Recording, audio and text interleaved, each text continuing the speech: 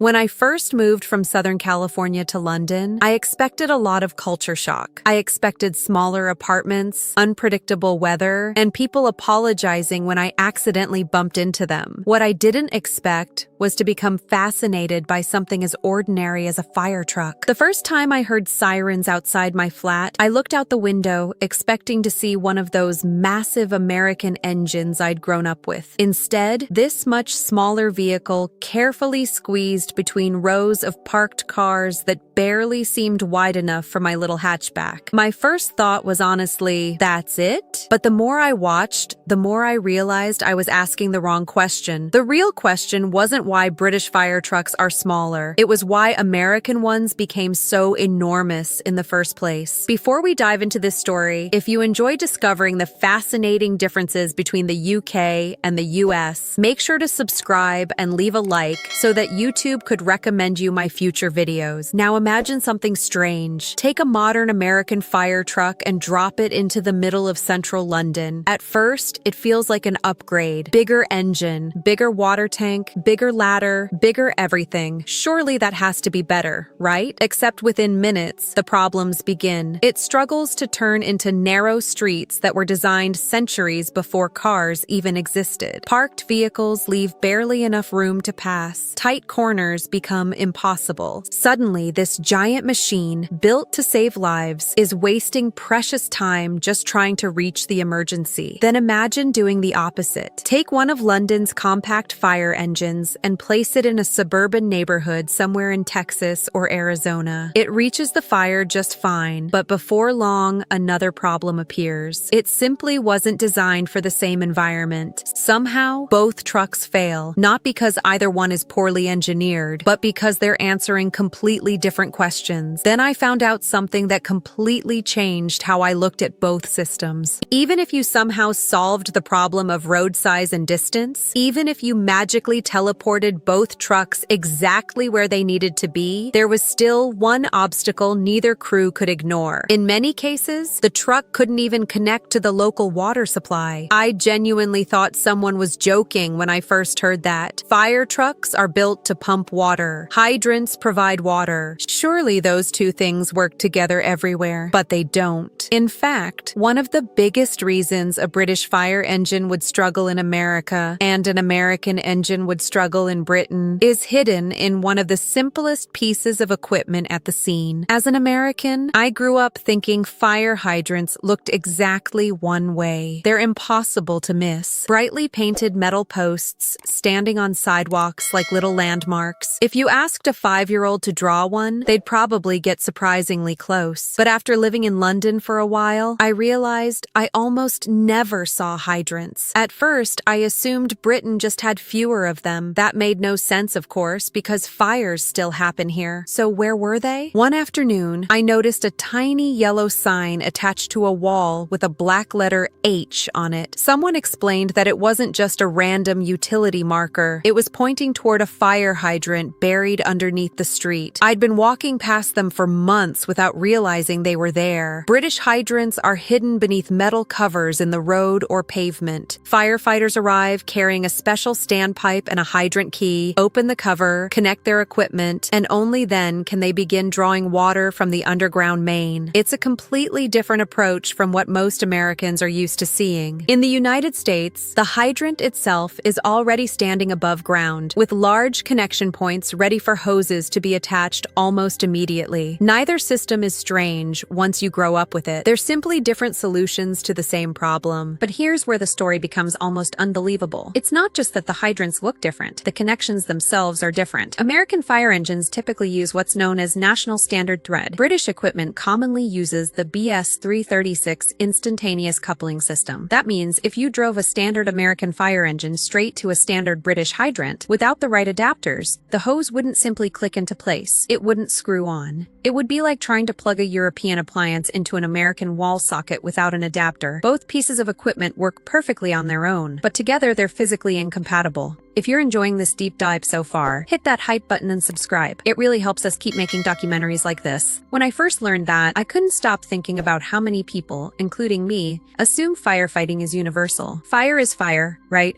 Water is water. But firefighting isn't just about flames. It's about infrastructure. It's about decades of engineering decisions quietly made by people you'll never meet. Somewhere along the way, entire countries developed different standards because they were solving local problems, not designing for international compatibility. The result is something almost absurd. Two of the world's most advanced firefighting systems can arrive at the exact same emergency and still need extra equipment before they can even connect to the water. What's even more surprising is that this isn't only a Britain versus America problem. Parts of North America have struggled with similar issues for generations. After the devastating Baltimore fire in 1904, firefighters from neighboring cities rushed in to help, only to discover that many of their hoses couldn't connect to Baltimore's hydrants because different cities used different thread standards. Imagine arriving to help fight one of the largest fires in a city's history and discovering your equipment literally doesn't fit.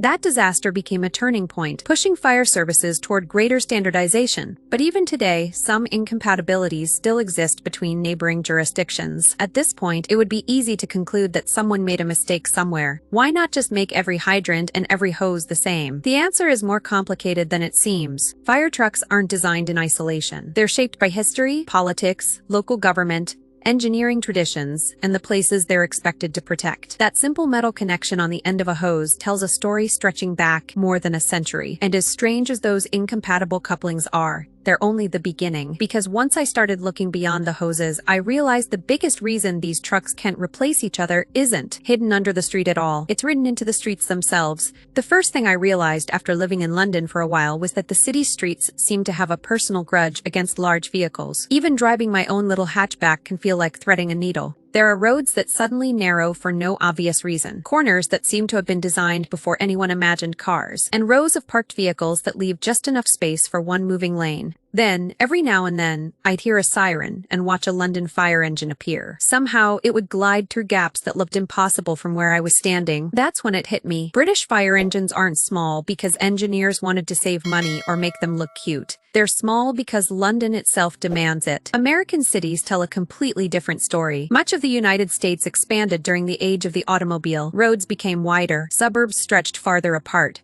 and neighborhoods were planned with larger vehicles in mind. Fire departments weren't just protecting downtown streets. They were covering sprawling communities connected by long, straight roads. That freedom changed everything. If your streets are wider, your stations farther apart, and your incidents spread across larger areas, building a bigger truck isn't a disadvantage. In many cases, it's exactly what the environment rewards. One afternoon, I watched a London fire engine negotiate a turn that looked almost impossible. The driver eased forward, swung slightly wide, then carefully threaded the vehicle between a row of parked cars and an old brick building with what looked like only inches to spare. I remember thinking that if one of the giant American ladder trucks I'd grown up seeing had tried the same maneuver, traffic probably would have stopped in every direction. It wasn't that the American truck was poorly designed, it simply belonged somewhere else. That realization completely changed the way I looked at emergency vehicles. The truck wasn't adapting to the city. The city had already shaped the truck long before it was ever built. It's funny because Americans often joke that everything is bigger in America, but in this case the joke actually explains a lot. Bigger roads encourage bigger vehicles. Bigger vehicles can carry more equipment, larger pumps, longer ladders, and more water than because departments become accustomed to having all that extra capability on a single truck. Future vehicles are designed around the same expectations. It's almost like evolution. Once a species adapts to its environment, every future generation builds on those advantages. Fire trucks are no different. The reverse is equally true in Britain. When roads are narrow and historic neighborhoods weren't designed to accommodate oversized vehicles, engineers have to become creative instead of simply becoming larger. British fire appliances are carefully planned to maximize every square inch of available space. Equipment compartments are organized with incredible efficiency because every centimeter matters.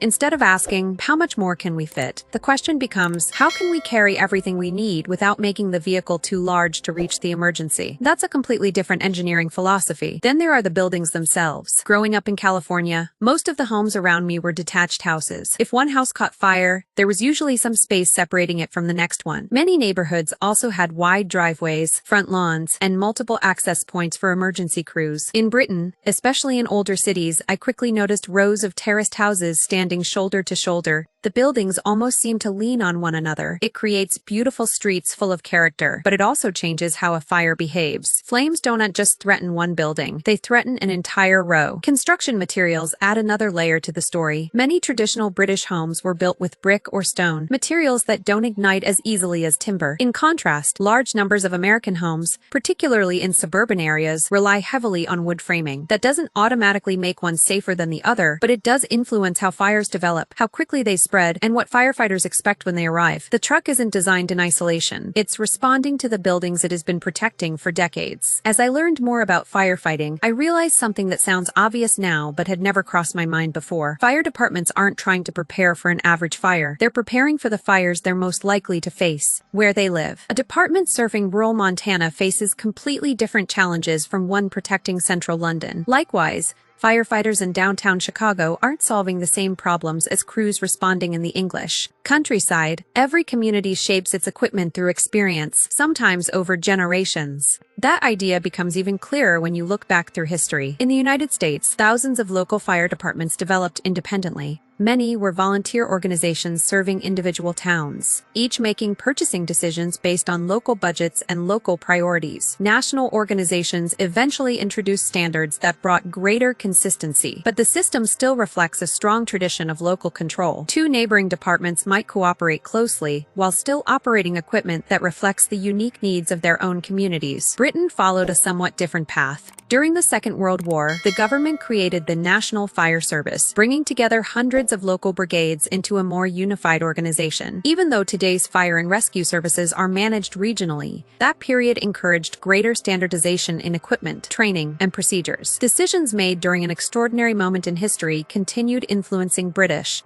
firefighting long after the war ended. It's fascinating to think that choices made more than 80 years ago still affect the vehicles driving through London's streets today. The more I looked into it, the more I realized these trucks are like rolling history books. Every compartment, every ladder, every pump tells part of a story that began decades earlier. What seems like a simple design choice often traces back to an old problem someone was trying to solve. That's why comparing a British fire appliance to an American fire truck is a little like comparing a castle to a skyscraper. Both protect the people inside, but each was built for a completely different world. There's also a cultural difference that still makes me smile. During my first few months here, I kept calling them fire trucks. Nobody seemed offended, but I occasionally heard people use the term fire appliance. Instead, the first time someone said it, I honestly pictured a washing machine wearing a firefighter's helmet. It sounded less like an emergency vehicle and more like something you'd order from a home improvement store. But the more I listened, the more I realized the language reflected a different perspective. The emphasis wasn't just on the truck itself, it was on the equipment, the capability, and the role it plays within a much broader emergency response system. By this point, one thing had become impossible to ignore. The differences between these vehicles weren't accidents, and they certainly weren't signs that one country had figured everything out while the other hadn't. Every choice, from the width of the chassis to the organization of the equipment compartments, was shaped by roads, buildings, history, and culture working together over generations. But there was still one question I couldn't stop thinking about. If both systems evolved so carefully to protect their own communities, what happens when a tragedy exposes the limits of even the best designs? That question would lead to one of the most significant turning points in modern British firefighting. In June 2017, a fire broke out at Grenfell Tower in West London. What followed became one of the deadliest residential fires in modern British history. The tragedy wasn't caused by a single mistake or a single piece of equipment. It was the result of multiple failures that came together in the worst possible way. For firefighters, it became a painful reminder that even the best trained crews can be overwhelmed when buildings behave in ways they were never expected to. The disaster prompted investigations, changes to building regulations, renewed attention to cladding materials,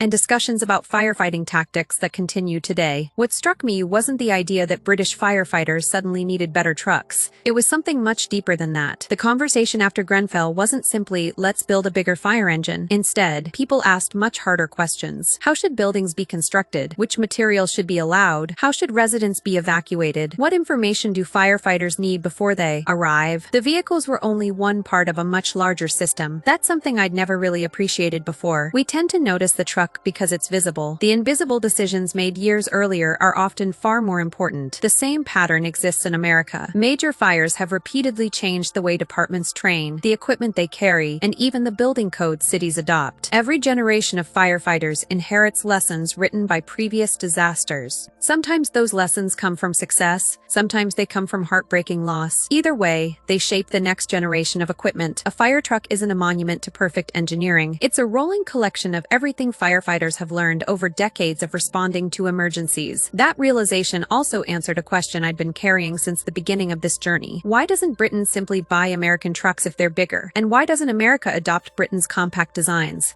For crowded cities, the answer is because neither country is trying to solve the other's problems. Imagine giving a mountain rescue team a speedboat because it's the best rescue boat ever built. It completely misses the point. The quality of the equipment only matters if it matches the environment where it's expected to work. American departments often need vehicles capable of carrying large amounts of water because hydrants may be farther apart or unavailable in rural communities. Some engines travel much longer distances before reaching an incident. Many departments also protect highways, industrial facilities, airports, and vast suburban developments spread over hundreds of square miles. Under those conditions, larger apparatus make perfect sense. The additional space allows crews to carry specialized rescue tools, medical equipment, hazardous materials gear, and supplies for incidents that may last hours. Britain faces a different balance of priorities. Historic town centers, tightly packed neighborhoods, and shorter travel distances often place a premium on maneuverability rather than sheer size. Water supplies are generally more accessible in urban areas, reducing the need for enormous onboard tanks. Instead of asking a single vehicle to carry everything imaginable, British fire and rescue services frequently rely on specialized vehicles that respond alongside standard fire appliances when a particular incident requires additional equipment. It's a different philosophy, but not a lesser one. Living here has also made me realize how easy it is to confuse different with wrong. I did it myself when I first saw a British fire appliance because it looked smaller. I instinctively assumed it must be less capable. Looking back, that's a little embarrassing. It was like judging a chef's knife against a machete. One is larger, but that doesn't make it better for preparing dinner. Tools only make sense when you understand the job they were designed to perform.